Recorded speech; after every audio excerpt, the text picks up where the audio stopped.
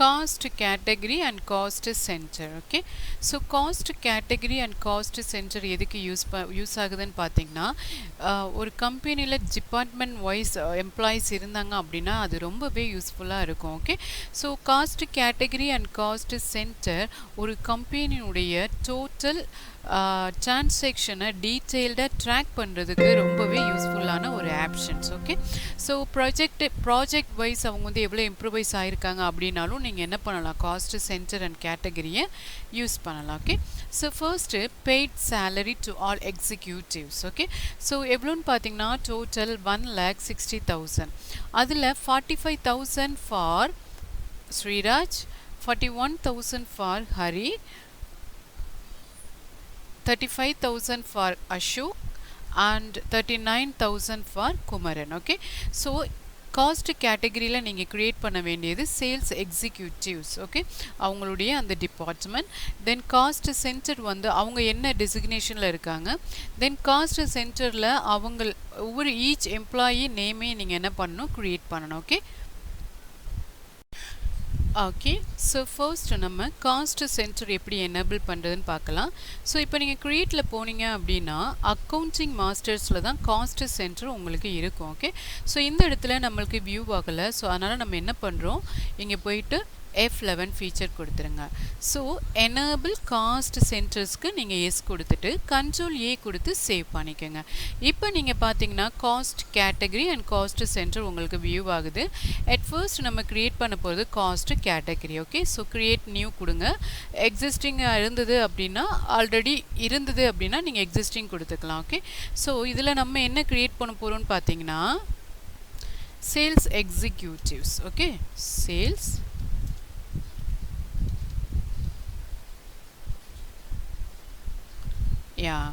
allocate revenue items as கொடுத்துருங்க.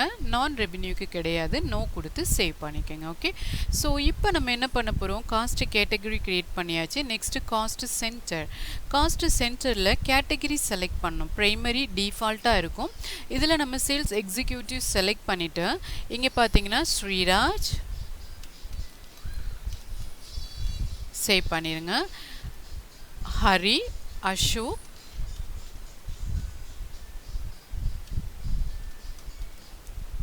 and Kumaran. Okay, so இதை நீங்கள் என்ன பண்ணிடுங்க, சேவ் பண்ணிட்டீங்க. ஓகே, ஸோ இப்போ நம்ம என்ன பண்ண போகிறோம், லெட்ஜர் க்ரியேட் பண்ணணும். ஸோ இது என்னன்னு பார்த்தீங்கன்னா நம்மளுக்கு பெய்டு சேலரி இல்லையா, சேலரி அப்படின்ற ஒரு லெட்ஜர் க்ரியேட் பண்ணணும்.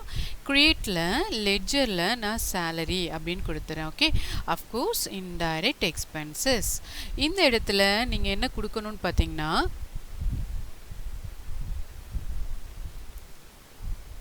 Type of ledger not applicable கொடுத்துருங்க. இந்த இடத்துல நம்ம என்ன கொடுக்குறோம், நாட் அப்ளிகபிள் கொடுத்துட்றோம். Okay, so not applicable save பண்ணிக்கோங்க. இப்போ நம்ம வவுச்சர்ஸ் போயிடலாம்.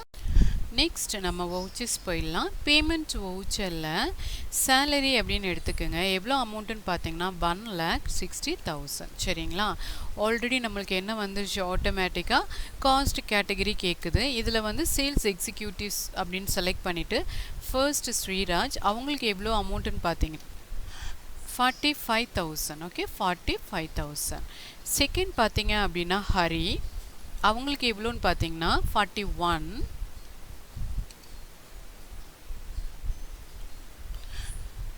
தேர்ட் பார்த்தீங்கன்னா 35,000 யாருக்கு, Ashok. Remaining for Kumaran. Okay, 39,000. Total 1,60,000. Okay, bank மூலமான பேங்க்குன்னு கொடுத்துக்கலாம். இல்லை கேஷாக பே பண்ணுறாங்க அப்படின்னா நம்ம என்ன பண்ணிக்கலாம், கேஷ்ன்னு கொடுத்துட்டு சேவ் பண்ணிக்கோங்க. Okay, second sum paid repairing charges for Bajaj Chetak ₹6,000. So 2,200 for TN 4678, 2,300 for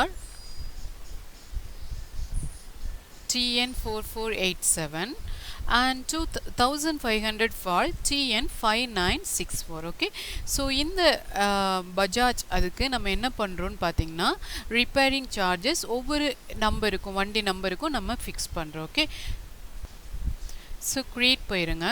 இந்த இடத்துல நம்ம காஸ்ட் கேட்டகரி இல்லையா, ஸோ அதில் பார்த்தீங்கன்னா பஜாஜ் சார்ட்டர் அண்ட் சேவ் பண்ணிடுங்க. நெக்ஸ்ட்டு வந்து நம்ம காஸ்ட்டு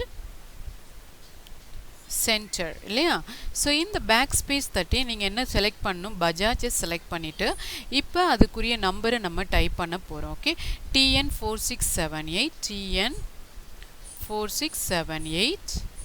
ஓகே, செகண்ட் வந்து பார்த்திங்கன்னா அதே TN4487, third TN5694. Okay, so இப்போ பார்த்தீங்க அப்படின்னா நம்ம கேட்டகரி அண்ட் சென்டர் க்ரியேட் பண்ணியாச்சு. நெக்ஸ்ட்டு லெட்ஜர் க்ரியேட் பண்ணோம், repairing charges. Okay, under same indirect expenses control கொடுத்து சேவ் பண்ணிக்கோங்க. இப்போ நம்ம வவுச்சர் போயிடலாம். வவுச்சர்ஸில் நீங்கள் payment voucher, of course repairing charges எவ்வளோ அமௌண்ட்டுன்னு பார்த்தீங்கன்னா 6000 இல்லையா, 6000. அதில் நீங்கள் பஜாஜ் அப்படின்னு செலக்ட் பண்ணிவிட்டு ஃபர்ஸ்ட் நம்பர் இருக்குது பாருங்கள், என்ன நம்பர் ஃபர்ஸ்ட், TN4678 எவ்வளோன்னு பார்த்தீங்கன்னா 2200. செகண்ட் பார்த்தீங்கன்னா 2200 செக் பண்ணிக்கோங்க. அடுத்து 4487. ஓகே, 4487 அதில் எவ்வளோன்னு பார்த்தீங்கன்னா 2300. ஓகே, ரிமைனிங் 94க்கு ஆட்டோமேட்டிக்காக கேல்குலேட் ஆகிடும். ஓகே, ஸோ இதையும் கேஷ்னா கேஷ், அப்படி இல்லைன்னா செக்குனா பேங்க் அப்படின்னு கொடுத்து சேவ் பண்ணிக்கோங்க. நெக்ஸ்ட் பஜாஜ் டிஸ்கவர் காஸ்ட் கேட்டகரியில் நீங்கள் க்ரியேட் பண்ணணும். காஸ்ட் சென்டரில் அதனுடைய வெஹிக்கிள் நம்பர்லாம் க்ரியேட் பண்ணணும். ஓகே, ஸோ நான் ஆல்ரெடி இதில் க்ரியேட் பண்ணியிருக்கேன் காஸ்ட் கேட்டகரியில். இதில் பார்த்தீங்க அப்படின்னா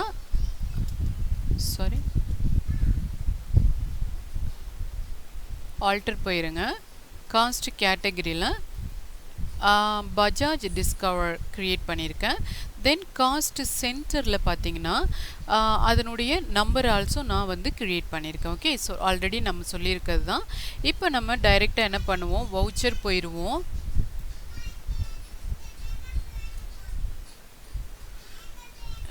இப்போ பார்த்தீங்கன்னா repairing charges, that's also repairing charges. Okay, Alt C கொடுக்காதீங்க.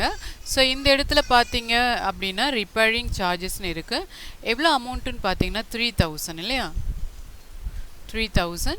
ஸோ இந்த இடத்துல நீங்கள் என்ன மாற்றணும், பஜாஜ் டிஸ்கவர் அண்ட் நம்பர் பார்த்தீங்கன்னா TN2515. TN2515 எவ்வளோன்னு பார்த்தீங்கன்னா 1500. ஓகே, 1500. நெக்ஸ்ட்டு பார்த்தீங்கன்னா TN4984. TN4984 அது எவ்வளோன்னு பார்த்தீங்க அப்படின்னா 1200. ஓகே, 1200. நெக்ஸ்ட்டு பார்த்தீங்கன்னா 89 வந்து 300. ஓகே, ஆட்டோமேட்டிக்காக கேல்குலேட் ஆகிடுச்சு. இதை நீங்கள் சேவ் பண்ணிக்கோங்க. Predefined cost centre. Okay, so predefined cost centre எப்படி இருக்குன்னு பார்த்தீங்கன்னா ரொம்பவே சிம்பிளான ஈஸியான ஆப்ஷன்ஸ். ஓகே, ஸோ ஒவ்வொரு கேட்டகரியிலையும் நம்ம டிபார்ட்மெண்ட் வைஸ் பர்சன்டேஜ் மெத்தடில் நீங்கள் கேல்குலேட் பண்ணணும் அப்படின்னா ப்ரீடிஃபைன்ட் காஸ்ட் சென்டர் யூஸ் பண்ணி நீங்கள் பண்ணலாம். அதுதான் காஸ்ட் சென்டர் கிளாஸ் அப்படின்னு சொல்லுவாங்க. Okay, so faster entry you can pre allocate cost centers by defining percentage in the cost center class. Okay, so ஒவ்வொரு டிபார்ட்மெண்ட்க்கு இவ்வளோ பர்சன்டேஜ் அப்படின்னா ஆட்டோமேட்டிக்காக அதுக்கு கீழே வர எம்ப்ளாயிக்கு நம்ம எவ்வளோ அமௌண்ட் கொடுக்குறோமோ ஈக்குவலாக என்ன பண்ணிக்கோ, அந்த பர்சன்டேஜுக்கு ரிலேட்டடாக அதை கேல்குலேட் பண்ணிக்கோ. ஓகே, ஸோ இதில் பார்த்தீங்க அப்படின்னா cash paid for conveyance. So conveyance தான் இதனுடைய லெட்ஜர். இதில் பார்த்தீங்க அப்படின்னா டோட்டல் கன்வேயன்ஸ் எவ்வளோ பே பண்ணுறாங்க, 15000. அதில் அட்மின் டிபார்ட்மெண்ட்டுக்கு 40%, மார்க்கெட்டிங்க்கு 30 and remaining 30 sales department. So 4:3:3 ரேஷியோவில் அவங்க என்ன பண்ணுறாங்க, பே பண்ணுறாங்க. ஸோ இதை நம்ம எதை யூஸ் பண்ணி தான் போட முடியும்னு பார்த்தீங்கன்னா காஸ்ட் சென்டர் கிளாஸ் யூஸ் பண்ணி தான் போட முடியும். ஓகே, ஸோ இந்த இடத்துல க்ரியேட் கொடுத்துருங்க. அதில் cost centre. Okay, so cost சென்டரில் நம்ம என்ன கொடுக்குறோன்னு பார்த்தீங்கன்னா, இந்த இடத்துல நான் என்ன கொடுக்குறேன்னு பார்த்தீங்கன்னா, மேலே ப்ரைமரி கொடுத்துருங்க.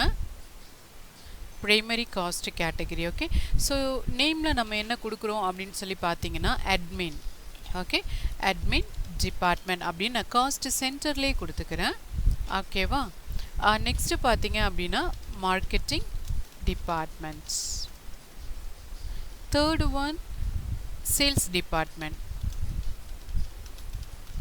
ஓகே, ஸோ இப்போ நம்ம காஸ்ட் சென்டர் க்ரியேட் பண்ணியாச்சு. இப்போ இந்த இடத்துல நீங்கள் வந்து அழகாக காஸ்ட் க்ரியேட்லேயே காஸ்ட் சென்டர் கிளாஸ்ன்னு இருக்கும் பாருங்களேன். ஸோ இப்போ நான் ஷோ மோர் கொடுக்குறேன். கீழே காஸ்ட் சென்டர் கிளாஸ் இருக்குது பார்த்தீங்களா, இதை எடுத்துக்கோங்க. இந்த இடத்துல நம்மளுடைய நேம் கன்வேயன்ஸ் இல்லையா, கன்வேயன்ஸ் அண்டர் நான் ப்ரைமரியில் கொடுத்துருக்கேன். அதில் அட்மின் டிபார்ட்மெண்ட்டுக்கு எவ்வளோ பர்சன்டேஜ்னு பார்த்தீங்கன்னா 4 மீன் 40%. மார்க்கெட்டிங் டிபார்ட்மெண்ட்க்கு 30, remaining sales department 30. Okay, so இதை அப்படியே சேவ் பண்ணிடுங்க. யா, இப்போ நம்ம லெட்ஜர் க்ரியேட் பண்ணணும். ஸோ லெட்ஜர் போயிருங்க, கன்வேயன்ஸ்